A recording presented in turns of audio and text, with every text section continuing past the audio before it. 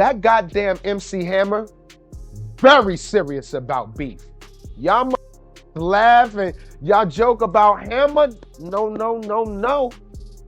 That was deep. Whoever was on the phone said, hey, is Third Base still coming to LA?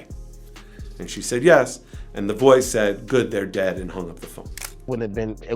I know who Hammer was affiliated with, and he wouldn't have to pay to tell somebody else. Because people would just do it. We from Oakland. Like he wouldn't even have to say it. If somebody was making Hammer uncomfortable, without him saying I'm uncomfortable, somebody around him would have came to you and said, quit making Hammer uncomfortable.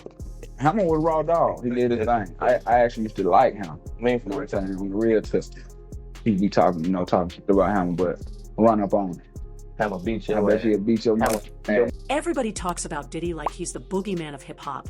But what if I told you the one man, even he wouldn't cross, wore parachute pants, danced across stages? And could have you gone without lifting a finger?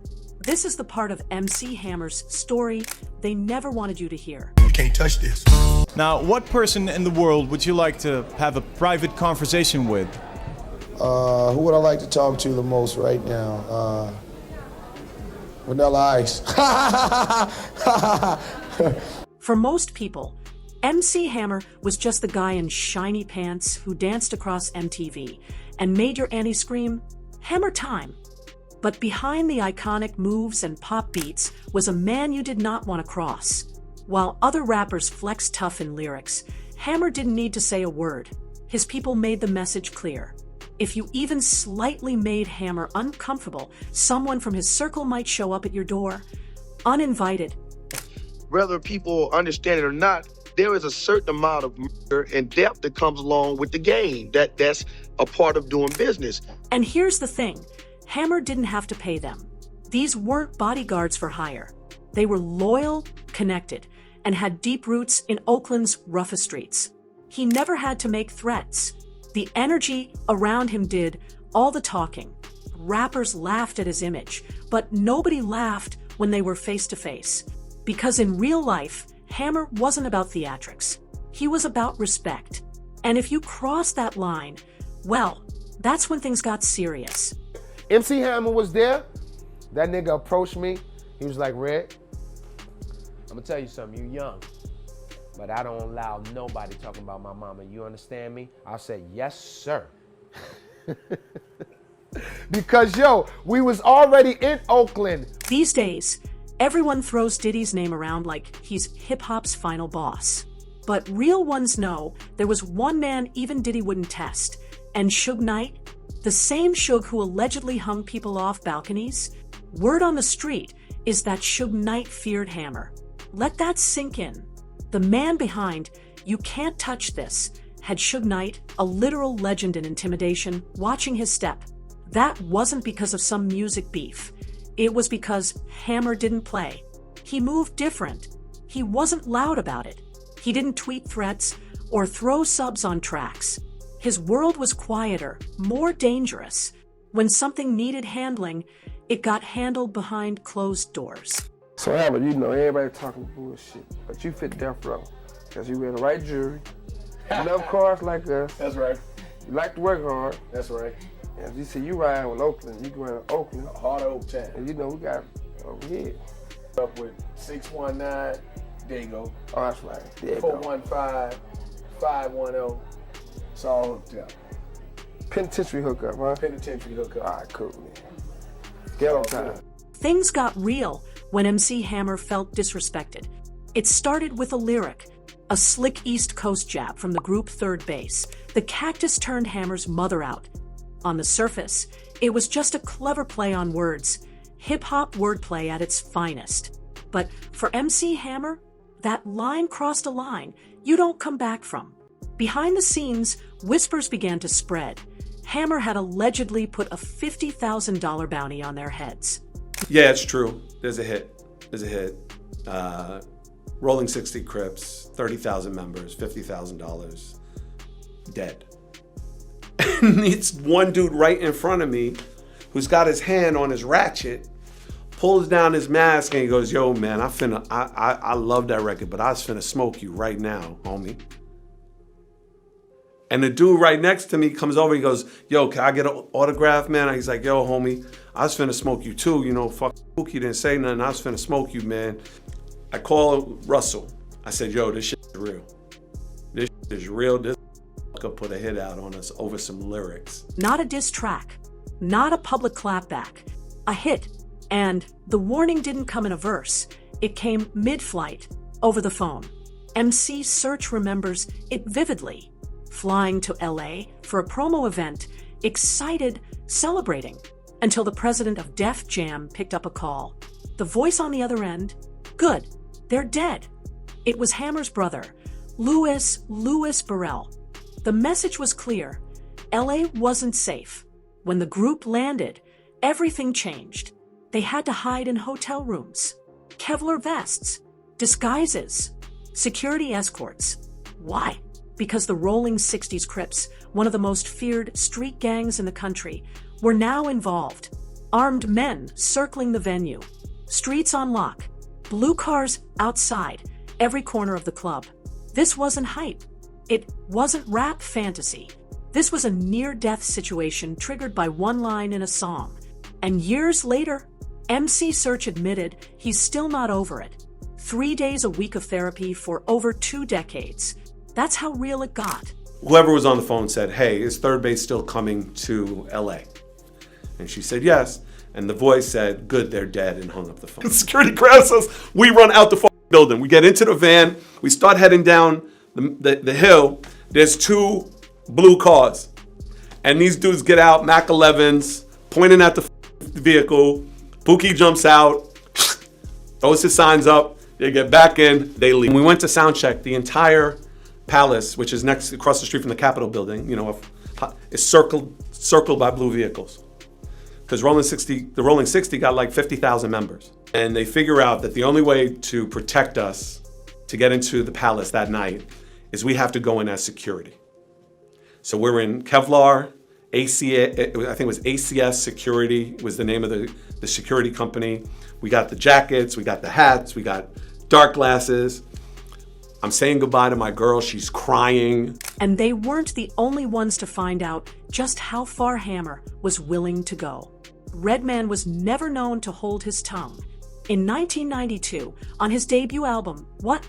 The Album, he let off a skit called Funky Uncles, clowning MC Hammer and his entire family. Hammer ain't SH.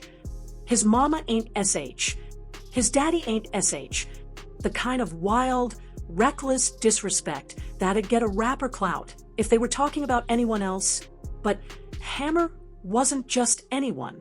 3 years later, on the final taping of Yo, MTV Raps, Hammer walked straight up to Redman. No yelling, no threats, just a look and a message. I don't let anyone talk about my mama. Redman didn't play tough. He didn't mouth off. He didn't even try. He looked Hammer in the eye and said, yes, sir. MC Hammer was there. That nigga approached me.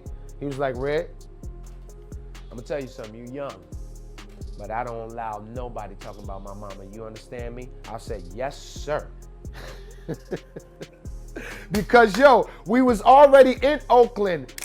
And he meant it, because by then, Redman already knew the truth. After dropping that diss, he'd been chased out of Oakland by Hammer's people. Surrounded, outnumbered, almost boxed in. He'd seen what Hammer's team, 357, and the rest were capable of. Real muscle, no rap cap. Years later, Redman retold the story like a man who barely escaped something bigger than himself. Not out of shame, but respect. Because behind the flash, Hammer was everything the streets respected. Connected, composed, and ready to move without warning. And Hammer never had to raise his voice to prove it. But this wasn't just about beef. This was about code. And Hammer lived by it. Before the fame, before the gold chains, before the fear, there was Stanley Kirk Burrell, a kid growing up in a cramped 3-bedroom apartment in East Oakland, packed in with 8 siblings and a single mother fighting to keep food on the table. His father, a gambling casino manager who also played poker professionally. Survival wasn't just part of life, it was life. From a young age, Hammer hustled. He sold stray baseballs in the parking lots outside the Oakland Coliseum. He danced for coins with a beatboxer by his side. Not for fun, for survival. And it was right there, outside the ballpark, that he caught the eye of Oakland A's owner Charlie Finley, who hired him at just 11 years old to be a bat boy. But he wasn't just picking up bats, he was watching everything. Finley even nicknamed him Pipeline because Hammer knew what was happening in the clubhouse before anyone else. He was sharp, observant, loyal, traits that would follow him into adulthood, but with higher stakes, much higher. By high school, he had dreams of playing pro baseball, but those dreams didn't pan out. So what did he do? He pivoted, joined the Navy, served 3 years, got out, and when the military was done with him, he didn't chase fame. He built it. Hammer started from scratch, borrowing $2,000 from former A's players to launch his own record label. Within a few years, he had over 100 employees and an empire that screamed independence. But don't mistake business success for softness. The hunger that built Hammer never left him. And that hunger came with rules. Respect wasn't optional. So when he entered the rap game, he didn't come to fit in, he came to take over. MC Hammer didn't just make it, he steamrolled his way into the spotlight. In 1988, while performing at a club in Oakland, he caught the eye of a major label exec who didn't know his name, but knew one thing: this man was a star. Soon after, Hammer signed a multi-album deal with Capitol Records, backed by a jaw-dropping $1.75 million advance. That kind of money was unheard of for a rapper at the time. And Capitol, they got their money's worth. Hammer wasn't just a rapper, he was a movement. Explosive dance routines, radio-dominating singles, sold-out shows, endorsements, cartoons. Everywhere you looked, it was Hammer time. But with that commercial success came a strange assumption, that he had gone soft, that the flashy suits and shiny shoes meant the streets had left him. They hadn't. If anything, the more famous he got, the more dangerous it became to disrespect him. Because now Hammer wasn't just respected in Oakland. He had the money, the reach, and the silence of a man who didn't need to explain himself. When other rappers dissed each other in songs, Hammer didn't grab a mic. He made calls. Rumors swirled that anyone who crossed him ended up apologizing or disappearing from the conversation entirely. Hammer had signed with Death Row Records, the most feared label of its time. But he didn't need Death Row for protection. Death Row needed to know where they stood with Hammer. Behind the $1 million image was still that same kid from East Oakland. Only now, he had a budget. And if you came for him, it didn't matter who you were. He handled it. Quietly. Permanently. And just wait until you hear what other legends had to say about it. By now, you've heard the stories, threats, hits, silent intimidation. But it wasn't just urban legends or anonymous rumors.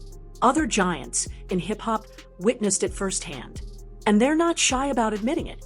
E40, one of the Bay Area's most respected voices, never played down Hammer's background. He made it clear, Hammer wasn't just from Oakland. He was of Oakland. That meant something. It meant ties, codes, connections. People respected Hammer, not because of the fame, but because he operated like someone you didn't want to test. Quiet, calculated, and, if necessary, brutal. Then there's Fat Joe, who had a run-in with Hammer. That changed how he saw him forever. It wasn't in a studio. It wasn't in a club. It was at the Las Vegas airport. Middle of the day, no cameras, no crowd. Hammer saw Joe and waved him over. They sat, talked, and then Hammer leaned in. Yo, Joe, I know people see me dancing and all that, but don't get it twisted. I really let it go. Joe was stunned. This wasn't a warning. It wasn't a flex. It was a statement of fact. Hammer didn't say it to impress anyone. He said it because it needed to be understood that the guy who made your mom dance in the living room was the same guy who could shut down entire cities if he had to. Even now, decades later, Fat Joe talks about that moment with wide eyes and a lowered voice. Because once you sit across from Hammer and hear those words, you never forget them. He wasn't just dancing across stages. He was walking through rooms people were too scared to enter. And in the end, that's what made him truly untouchable. So now you know, MC Hammer wasn't just a chart-topping, pop culture icon in gold chains and parachute pants. He wasn't just a one-hit wonder with flashy moves. And he definitely wasn't soft. He was something entirely different. A silent giant moving through hip-hop with the power to shake rooms without ever raising his voice. While other rappers shouted threats into microphones, Hammer didn't need a verse to prove a point. He moved in silence, and that silence made him more dangerous. He didn't bark. He struck when needed, where it mattered, and without warning. And that's what makes his legacy so strange, because somewhere along the way, the industry forgot, or chose to forget, what Hammer really was. Was it the flashy image, the shiny suits, the cartoon appearances? Maybe mainstream media repackaged him as safe, as pop, as harmless. But ask anyone who came too close, Redman, MC Search, even Suge Knight, and they'll tell you, Hammer was not the one to mess with. This man built his empire from the dirt, funded it with borrowed dollars, scaled it into $1 million machine, and never lost the edge that made people respect him before the fame ever came. Even now, stories keep slipping out. Rappers suddenly admitting, decades later, that they were afraid, that they heard the rumors, that they knew better than to test the man who danced like a star, but moved like a general. But maybe that's what made Hammer so unique in hip-hop history. He didn't just dominate the stage. He didn't just control the charts. He controlled the silence. The streets knew. The industry insiders knew. And now you do too. So next time you hear someone laugh about MC Hammer, ask them if they really know who they're talking about. Because Hammer didn't need to threaten you. You just knew not to cross him. And now I want to hear from you. Do you think MC Hammer's legacy was buried on purpose? Was the industry scared of the real story? Drop your thoughts below. And while you're here, don't miss the next video. It goes even deeper into the hidden side of hip-hop's untouchables.